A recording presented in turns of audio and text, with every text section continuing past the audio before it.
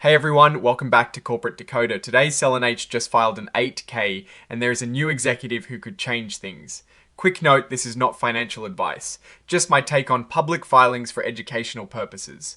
The company just announced a new key hire and it hints at their future direction. So this is a current report form 8K, which companies file when something significant happens that they need to tell investors about quickly.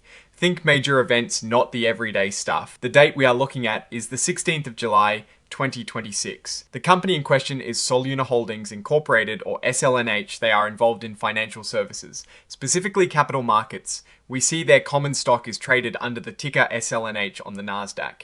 They also have a series of cumulative perpetual preferred stock, which trades under SLNHP. This report is filed under the Securities Exchange Act of 1934, which is the main law governing how companies trade stocks publicly. Now, the big news here is under item 7.01, which is about Regulation FD.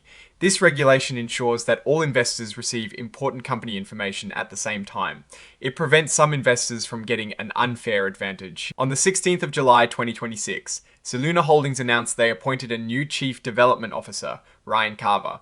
This is effective immediately. A Chief Development Officer is a really important role. They are typically responsible for growth strategies, new business ventures, and sometimes mergers and acquisitions. This suggests the company is planning to expand or pursue new avenues for growth. The actual press release announcing this is attached as an exhibit. While we do not have the details of that press release here, the appointment itself signals a strategic move. This part is a bit of legal jargon. It basically means that the information they are providing today is being furnished rather than filed. This distinction is important for legal reasons, often meaning the company is not officially taking on as much liability for this specific piece of information compared to a formal filing. For us, it means we know they are sharing an update, but they are being careful about how they are doing it legally. Here we see the securities that are registered with the Securities and Exchange Commission, or SEC. They have common stock with a par value of $0.001 per S-share traded under the ticker SLNH on the Nasdaq stock market. They also have this 9.0% series a cumulative perpetual preferred stock traded as SLNHP. Also on the Nasdaq, preferred stock is a bit different from common stock, often paying a fixed dividend like the 9.0% mentioned here. The filing asks if they are an emerging growth company. These are companies with less than a certain amount of revenue. They are generally allowed some flexibility in reporting requirements. Soluna Holdings checked the box indicating they are not an emerging growth company.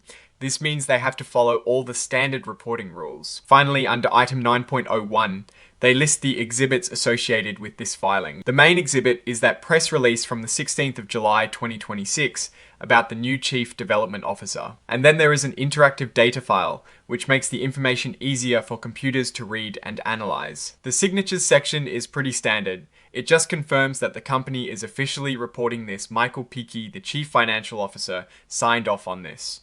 So what does this mean? The key takeaway here is the appointment of Ryan Carver as Chief Development Officer. This tells us Soluna Holdings is actively looking to grow and develop new business opportunities. While this filing doesn't give us financial numbers to dive into, a significant executive appointment like this can be a strong signal about the company's future strategy. It is worth keeping an eye on their future announcements to see what specific development plans Mr. Carver will lead. This could involve expanding their existing operations in areas like green data centers, which is something they have been involved in, or perhaps venturing into entirely new markets. The stock currently trades around $9.5, and with 51 employees, this strategic hire suggests a push for expansion rather than consolidation. It is a good sign that management is focused on growth, but of course we will need to see execution to know if it is successful. Oh, and the research tools I actually use are linked in the description. They help keep this channel going. That is my take. Stay decoded. If this analysis was valuable, hitting that like button really helps. And subscribe for more deep dives. Check out the Discord in the description.